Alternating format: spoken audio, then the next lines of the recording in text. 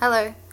I don't know if I've ever made a poem video thing. I don't know what it's called. I'm gonna read you a poem.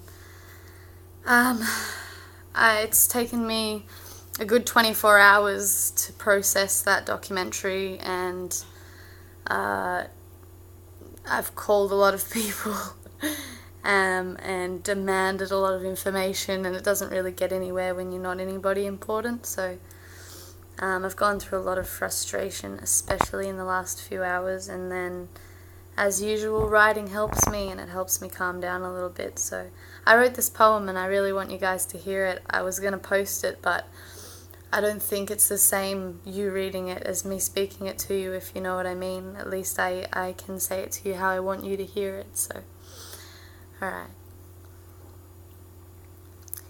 Aboriginal, indigenous, native, original. This place is, beyond imaginable, and incredibly vicious. Speak of Aboriginals as drug-abusing criminals, red, black and yellow, colours of our fellow medicine men, women, looking for clean water to swim in. Contaminated, no religious freedom for the first created, or evolved, doesn't matter, that's not a problem solved. In fact, that problem's old. We are allowing the soil to be filled with the bones of the men and women that own the country that we live in, the water that we swim in. Everybody is aware of what Indigenous Australians went through. Kevin Rudd said sorry. The government says Aboriginal affairs is one of their #1 priorities.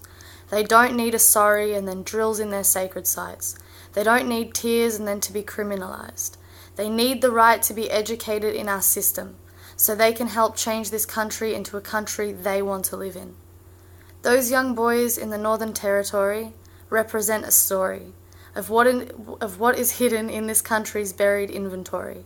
Because you may not be cruel, but money changes people. Power is an energy consumed of evil. The world is changing every day, and it's beautiful to watch.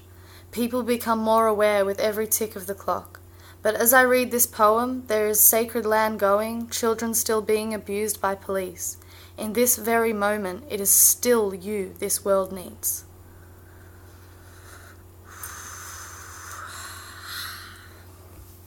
It's really hard.